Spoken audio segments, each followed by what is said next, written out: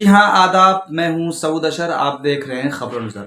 خبر و نظر کے اسپیشل ایپیسوڈ میں آج ہم بات چیت کریں گے کہ اتر پردیش میں جس طرح سے 7ویں چرن کا چناؤ کمپلیٹ ہوا ہے، اس کے بعد ہی ایگزٹ پول سامنے آیا ہے۔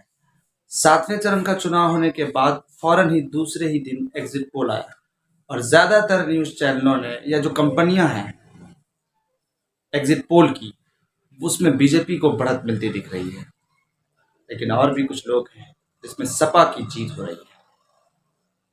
سوال یہ اٹھتا ہے کہ یہ ایگزٹ پول کیا بھرم پھیلا رہا ہے، یا یہ کہ کیا یہ ایگزٹ پول ثابت ہو پائے گا صحیح؟ آج 9 تاریخ ہے، کل ہے 10 مارچ، دیکھیں گے ہم سب لوگ ایگزٹ پول کتنا صحیح اور کتنا غلط ہے، اور جنتا نے جو فیصلہ کیا ہے وہاں کیا ہے۔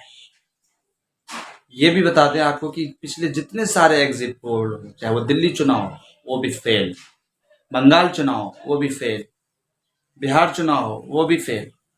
اس لیے ہم بات یہ کہہ سکتے ہیں کہ ایگزٹ پول پر ہمیں بالکل بھروسہ نہیں کرنا ہے۔ نیشنل دستک کا ایگزٹ پول آپ دیکھیے، اور اسی طرح سے دی لائف ٹی وی کا آپ ایگزٹ پول دیکھ سکتے ہیں۔